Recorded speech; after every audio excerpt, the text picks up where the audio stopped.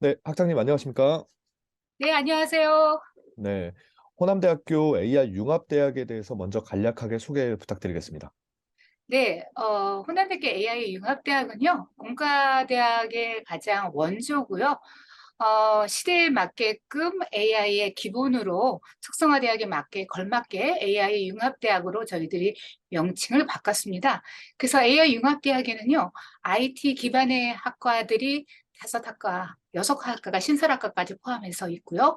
그다음에 세 학과가 비IT 학과인 조경, 건축, 토목공학과까지 합쳐서 9개 학과를 구성하고 있습니다. AI 융합대학 선정 과정에 대해서도 좀 짧게 소개해 주시겠습니까? 저희 학교가 그 AI 융합대학의 기본이면서 AI 특성화대학으로 3년 연속 서비스 대상 수상을 받았는데요. 사실은 교과 과정을 완전히 개편을 해서 학생들이 들어오면 신입생부터 AI 프로그램 이해라는 교양 필수로부터 수업을 시작을 하고요. 2학기에는 빅데이터의 개론이나 분석에 대한 교과 과정을 필수로 수강하게 됩니다. 그렇기 때문에 저절로 학교에 들어오면 AI 교육을 받게 됨으로써 이 과정을 통해서 조금 더 확대하는 차원에서 디지털 새싹 프로그램들이 현장에 나갈 수 있는 근간이 됐죠. 그리고 1년 동안 AI의 또한 초등학교, 중학교 교육을 나주 교육청과 협력을 해서 1년 동안 운영한 경험이 있기 때문에 이 배경을 통해서 저희들이 좀 더 확대하고 지역 연계할 수 있는 프로그램들을 개발을 해서 AI 큐브 프로그램들로 저희가 구성을 했습니다. 그, 그래서 반응은 좋아요. 그래서 나주 교육청에서 지원했던 참여했던 학교들도 또 계속해서 반복해서 저희 교육 프로그램들을 참여하고 있고요. 예를 들어서 뭐 영산포 초등학교 또 남평중학교 같은 경우는 다음 주에도 또 요청을 하셔서 지금 프로그램들을 진행하고 있습니다. 음, 디지털 새싹 AI 큐브 캠프 한번 말씀을 먼저 소개해 주셨는데, 그에 앞서서 AI 융합대학 학장을 맡고 계신데, 호남대학교가 전교생 AI 융합인재 양성이라는 비전을 향해서 가고 있는데, 이 비전 안에서 AI 융합대학의 역할이 있을까요? 혹시? 그렇죠. 예.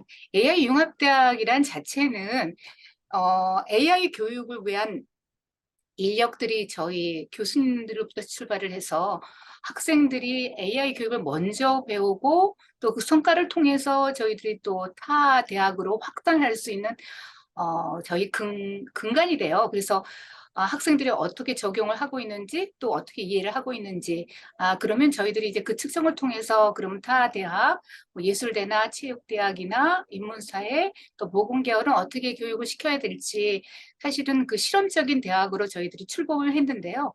현재 뭐 드론이나 자율주행이나 또 로봇 이런 부분에서는 학생들이 굉장히 열심히 하고 있어서 이 확대된 차원이 대학에서 이제 풍성하게 이제 성과가 이루어지면서 흘러나간다고 볼 수가 있겠습니다. 교육이라 하면 어떠한 강제적인 요소도 있긴 하지만 또 스스로 또 자발적으로 또 발현하는 게 굉장히 중요하거든요. 근데 학생들이 선도적으로 그러한 과정을 보여줌으로써 타대학에 또 귀감이 되고 또 AI 교육 과정들이 또 확대하는데 어떤 시너지를 낼 수 있는 그런 과정들을 저희들이 보여주고 있다고 볼 수 있겠습니다. 호남대학교가 전국 유일의 AI 특성화 대학으로서 몇 년 전부터 교수진들도 함께 먼저 AI를 배우면서 그를 토대로 또 각 학과에 이 AI를 녹여내고 또 학생들을 AI 융합인재로 길러내려고 노력하고 계신데 그 교수진 교육에도 학장님께서 많이 앞장서신 걸로 알고 있는데 호남대 교수진만의 강점이 있습니까? 사실은 이제 코로나로 인해서 AI 특성화에 대한 빛을 발하게 됐는데요. 2년 전에는 수요일 IT 알못이라는 프로그램으로 전국적으로 신기술에 대한 12주제로 외부에 초청 강연을 해서 서울부터 시작해서 제주까지 과학고등학교 학생들까지 참여했던 한 3,700명 정도 저희들 교육시킨 바가 있고요. 자, 이런 과정을 통해서 신기술을 먼저 접한 구성원들이 사실은 저희 교수님들이셨어요. 그리고 현장에서 같이 참여하시고 또 같은 질의응답을 또 같이 받아주시고 이런 부분에서는 이제 공과대학교 교수님들이 굉장히 적극적으로 아시셨다면 이제 디지털 새싹 캠프와 또 AI 후논 교실을 진행함으로써 메타버스 이쪽의 분야들은 전공 교수들이 공대 교수가 아니라 교육공학 하셨던 교수님들, 또 보건계열 교수님들이 많습니다. 그 교수님들이 또 이 과정을 통해서 역량을 또 개발하셨고요. 또 AI 워크숍을 저희들이 꾸준히 매달마다 2년 동안 준비해 왔습니다. 그리고 정교수들이 AI 교육을 또 받으셨고요. 또 방학마다 또 단기 교육 과정들을 꾸준히 해왔기 때문에 교수님들한테는 AI 교육이 그렇게 새롭지가 않고요. 우리가 해야 되는 현장을 바로 보고 계셨습니다. 특히 디지털 새싹 캠프 예비 신입생들은 전공 교수님들이 블록 코딩과 또 AI 교육을 또 따로 받으셔서 학생들한테 또 지도하시는 그런 열의를 부르셨기 때문에 이 사업들을 통해 가지고 사실은 저희 구성원들이 더욱더 역량을 개발을 하고 또 어떤 교육을 전공에 접목시켜야 되는지 교수님들이 더욱더 직접 체험하셔서 이 사업을 계속 하고자 하시는 교수님들이 굉장히 많습니다. 이런 부분에서 역량 개발이 됐다고 저희들이 볼 수가 있게 되겠습니다. 음. 네, 이제 2024년, 25년쯤 되면 실무형 인재를 본격적으로 호남대학교 그리고 AI 융합대학에서 배출할 것으로 예상되는데 광주 AI 인력난 해소에 얼마나 좀 기여하실 수 있을 것이라고 보고 있습니까? 네, 우선은 저희들이 새롭게 개발했던 프로그램들이 너무도 많고요. 또 현장과 또 더불어서 실무형으로 인재를 양성하고 있고 또 저희 학교에서 AI X 프로그램으로 사업단들을 또 운영하고 있어서 많은 인재들이 글로벌로 향하고 있습니다. 제가 지난 11월에 하와이 대학을 방문한 바가 있습니다. 거기서도 호남대학교 AI 교육과정을 소개를 했고요. 거기서 해당하는 학교에서 또 굉장히 반응이 좋았습니다. 사실은 하와이 대학에서도 초, 중고등학교에 AI 교육을 어떻게 시켜야 되는지 요청해 왔는데 특별한 프로그램이 없었다고 하면서 저와 협력하자고 또 이렇게 제의를 한 바가 있습니다. AI 원천 기술은 미국이 굉장히 잘하고 있고요. 저희가 굉장히 뒤를 따르고 있지만 현장에서 교육 현장에서 저희들이 고심하고 노력하고 정성을 들이는 것은 대한민국의 교육이라고 생각합니다. 그래서 저희들이 교육을 잘 만들어서 요 추진을 한다면 글로벌 인재 양성은 물론이고 또 교육의 컨텐츠들을 해외로 더 내보낼 수 있는 그러한 좋은 기회가 될 수 있을 것으로 기대하고 있습니다. 음. 앞서 기술 격차에 대해서도 잠깐 설명해 주셨는데 저희가 기술 주권이 결국은 국가 경쟁력 아니겠습니까? 근데 그런 측면에 있어서 산학 협력이 매우 중요한데 AI 융합대학교에서 혹시 산학 협력을 관련해서 추진하는 프로젝트 같은 거는 있습니까? 지원 프로그램이나? 네, 지금 저희 학교에서 AI X의 융합 사업단에서는 해당하는 산업과 이제 연계해서 프로젝트를 굉장히 많이 하고 있고요. 교수님들이 각각의 연구 과제들이 산학협력에 대한 중심으로 시작을 하고 있기 때문에 이러한 부분들이 성과를 냈고 결과물을 내밀면서 또 이제 저희가 현장에서의 필요로 하는 인재를 호남대학교로 찾고 있을 것 같고요. 사실은 제 연구실의 학생들은 이미 산업체에서 굉장히 이제 중요한 역할을 하고 있습니다. 그래서 AI 헬스 분야도 또 AI 보안 분야도 지금 현장에서 굉장히 열심히 뛰고 있는 이제 졸업생들이 있어서요. 하나씩 하나씩 이제 빛을 발하면서 또 성과를 볼 수 있을 것으로 보고 있습니다. 국내 지방 대학들이 모두 다 신입생 유치에 어려움을 좀 겪고 있는데 AI 융합대학은 신입생 모집에 좀 잘 이루어졌습니까? 어떻습니까? 아, 사실은 AI 분야나 공과대학 필드에서는 상당히 좀 어려움이 있어요. 왜냐하면 학생들이 싫어하는 수학을 좀 공부해야 되고 코딩을 해야 되고 이러한 부분들이 굉장히 어려워하고 있기 때문에 좀 피하는 경향이 있는데 좀 전에 말씀드렸듯이 이제 저희가 앞으로 나아갈 때 빛을 발하면 학생들의 취업과 또 비전과 미래의 기술들을 또한 선도할 수 있다는 것을 이제 정확하게 본다면 학생들이 다시 정말 적극적으로 이러한 공부를 하고자 지원하지 않을까라는 생각을 합니다. 지역 대학의 학생 수가 줄어들기 때문에 굉장히 어렵고요. 또 한편으로는 자격증 위주의 학과들을 선호하기 때문에 이제 이 부분을 이제 들여다보면은 결국은 취업이 바로 되는 연계성을 바라보고 있는데요. 사실은 산업을 주도하는 분야는 공과대학, 결국은 AI 시대에 맞는 교육 과정으로 이제 교육을 시키는 게 가장 중요한데 이제 이 부분들이 아직은 시민들과 국민들의 인지가 좀 낮은 편이에요. 그래서 이런 부분들을 위해서 홍보와 또한 비전을 제시하는 것들이 또한 대학에서 해야 할 역할이 아닌가 생각합니다. 최근 입시 트렌드에 대해서 잠깐 질문을 드리고 싶은데 의대 쏠림 현상이 지속되고 있는데 이를 보는 학장님의 시각은 좀 어떠십니까? 굉장히 슬프죠. 왜냐하면 사실은 과학기술과 이 분야에 선도하는 것이 국제적으로 선도하는 가장 강한 무기인데 정말로 똑똑하고 또한 귀한 인재들이 의대에 쏠림이 있다는 것은 사실은 생명의 목숨을 또 다루는 또 직업이 똑똑하고 훌륭한 인재들이 가는 것도 맞지만 또한 나라를 이끌어가는 선도적인 인력도 또 훌륭한 인재들이 이 분야에 많이 있어야 노벨상도 나올 수 있고요. 사실은 인재풀이 커야 저희들이 정말로 세계를 깜짝 놀라는 만한 리더들이 나올 수 있거든요. 적은 풀에서는 절대로 그러한 부분이 나올 수 없어요. 그래서 사실은 정말로 똑똑한 친구들이 공과대학 또 과학 계열에 많이 지원해서 정말 국위선양을 할 수 있었으면 좋겠습니다. 음. 지역에서 AI 예비 인재 양성에 꾸준히 힘써 오시고 계신데 저희 그 지방 대학을 졸업한 이 예비 전문가들 그리고 졸업자들 같은 경우에는 지역에서 취업을 했을 때 대우나 여건이 조금 수도권에 비해서는 상대적으로 열악한 게 현실인데 이런 거에 대해서는 좀 어떻게 보시나요? 학생들이 아마 이런 부분도 상담도 했을 것 같은데. 지금 제 졸업생 같은 경우도 서울권역을 선호했어요. 그 이유는 연봉에 또 차이가 있고요. 또 사실은 신기술 분야는 또 신기술의 현장에 가야 더 발전하고 또 도약할 수 있기 때문에 좀 제한적인 부분이 지역에 있는 건 사실입니다. 그래서 가장 중요한 근본은 신기술의 분야에 최고의 기업들이 광주에 많이 유치가 된다면 굳이 저희가 지역을 떠나지 마십시오라고 할 필요가 없거든요.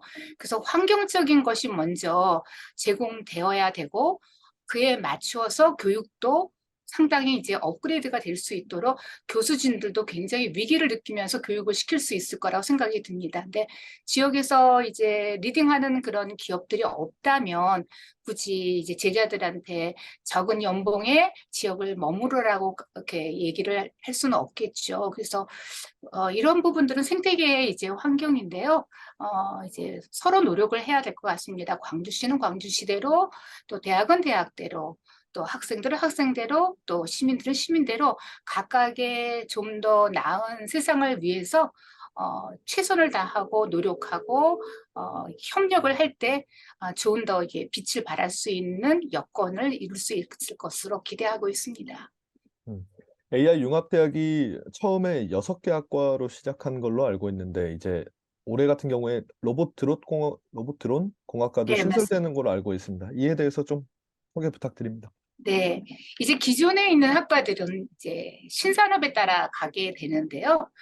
지금 로봇 드론 쪽이 이제 AI랑 연동되는 이제 기업과 학과가 되겠죠. 사실은 AI 하나만의 기술이 있는 것이 아니라 네트워크, 빅데이터, 또 클라우드, 그다음 블록체인 이렇게 연동되는 4차 산업 시대에 맞물려서 이제 전자공학과에서 이제 드론이나 로봇이 바로 연동되고 AI 시대에 걸맞게 이제 학과에 변신을 했는데요. 이 부분이 굉장히 또한 학생들한테는 인기가 좀 높았고요. 또 교수님들도 나름대로 로봇 전공하셨던 분이 정확하게 로봇 학과로 이제 또 학과를 내세울 수가 있으니까 교수님들의 역량들도 이제 더욱더 이제 신나게 발전하실 수 있을 것으로 기대하고 있습니다. 음. 네, 현재 뭐 전 세계 대학들이 4차 산업혁명과 마주하고 있고, 그중에서도 대화형 인공지능 챗 GPT도 빼놓을 수가 없지 않습니까? 대학 네. 내에서 어떻게 활용될 수 있겠습니까? 저는 이번 학기부터 챗GPT를 사용해서 음. AI 프로그램 이해를 오늘 한다고 선포를 했고요. 이제 오늘 오후 시간에는 이제 AI 수학을 강의를 할 건데요. 그 수업 역시 챗 GPT를 사용해서 어떻게 수학을 풀어가는지 이제 현장을 볼 것입니다. 사실은 한 달 전에 이제 미국 대학에 강연 요청이 와서 강연을 했는데 거기서도 미국의 대학의 교수님들이 이제 질문하셨습니다. 챗 GPT를 어떻게 대학 현장에 가지고 왔으면 좋겠습니까? 라는 의견을 물으셨을 때 저는 이렇게 대답을 했습니다. 챗 GPT를 제안하는 것이 아니라 챗 GPT를 쓰고 그 결과물과 내가 아는 도메인 지식과의 얼마나 차이가 있는지 분석할 수 있는 능력을 키우는 것이 사실은 챗 GPT를 우리가 환영하며 최대로 활용할 수 있어야 우리가 그 다음 세상을 또한 바라볼 수 있을 것이다. 제한하고 한계를 되는 것은 루저의 행태다. 그래서 적극적으로 환영하고 활용해야 문제점과 또한 보완점을 우리가 발굴하고 거기에 우리가 또 선도적으로 고민을 할 타이밍이라고 생각한다고 그렇게 제안을 드렸거든요. 저 역시 챗GPT는 대학 현장에 바로 들어와서 어, 옳고 그름 그리고 영양과 순영양을 구분할 수 있는 약간 메타적인 지식을 또 공유하고 또 전문 지식, 도메인 지식, 자기의 전공 지식들을 더욱더 심화할 수 있는 약간 도전의 기회로 삼으면 좋을 것 같다는 생각을 하고 있습니다. 네, 이제 AI 큐브 캠프 이야기를 조금 더 이어가 볼 텐데, 그 교수님들의 혹시 협조는 잘 이루어졌습니까? 방학 기간이라서 사실 쉽지 않았을 것 같은데. 네, 제가 교수님들한테 큰 절을 올렸습니다. 교수님들이 너무도 열정적으로 강의를 해주셨고요. 또 방학을 반납하셨어요. 그리고 어떤 교수님들은 너무도 많은 교육을 하다 보니까 몸이 상하셔서 링겔을 맞고 병원에 입원하신 적도 있는데 한 번도 불평하지 않으시고요. 현장에 나갔더니 학생들이 너무 좋아해서 아픈 걸 잊었습니다 하는 교수님들도 계셨습니다. 특히 호남대학교의 새싹 캠프는요. 교수님들이 거의 90%를 참여하셨거든요. 그래서 저희가 2단계를 할 경우에는 좀 더 이제 체계적으로 초등학교에서는 이제 교사들이 하실 수 있도록 좀 더 문을 열고 교육을 좀 강화시켜 드리고 중학교는 저희들이 반반 그러니까 교사들을 또 교육시키고 적극적으로 활용할 수 있도록 고등학교에서는 또 BIT 또 보건, 예술, 문화, 또 체육 이런 분야에 맞게끔 저희들이 교과 과정을 맞춤형으로 개발을 했거든요. 그래서 좀 더 세밀하게 교육을 추진할 수 있도록 저희들이 지금 준비 중입니다. 음. 혹시 학생들의 반응 중에 기억 남는 뭐 이런 에피소드나 뭐 이런 반응들이 있을까요? 네.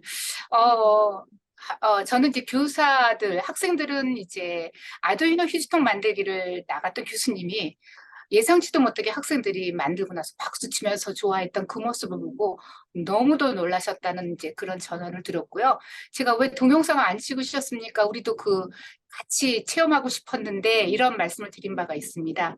또 한편으로는 현장에 있는 교사들께서 문자를 주십니다. 너무 좋은 프로그램이 있어서 다음에도 또 참여하고 싶은데 우리 학교 먼저 해주세요라고 얘기하셨던 분들이 계시고요.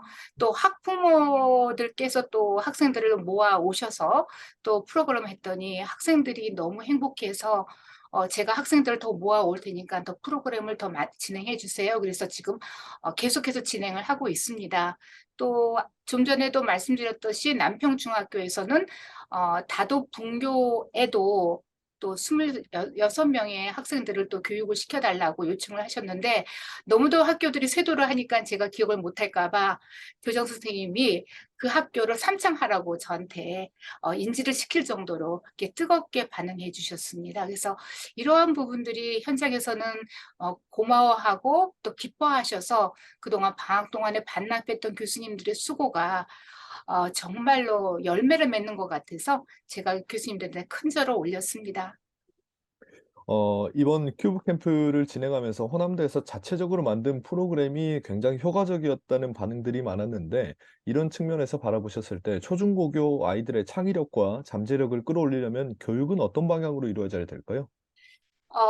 사실은 저희가 그 훈훈한 AI 교실도 운영하면서 학생들의 역량이랑 수준이 똑같은 수준인데도 굉장히 차이가 나요.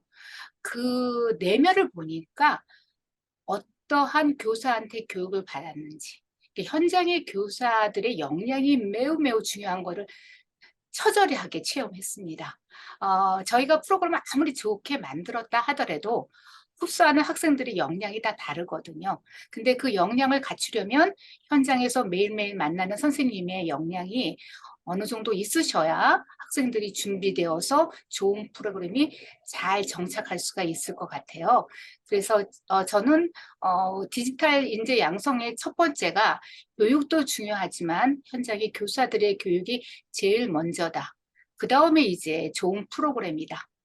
그러고 나면 학생들이 좋은 역량을 갖춰서 좋은 프로그램을 쉽게 배울 수 있고 거기서부터 창의력이 발휘된다. 이렇게 보고 있거든요.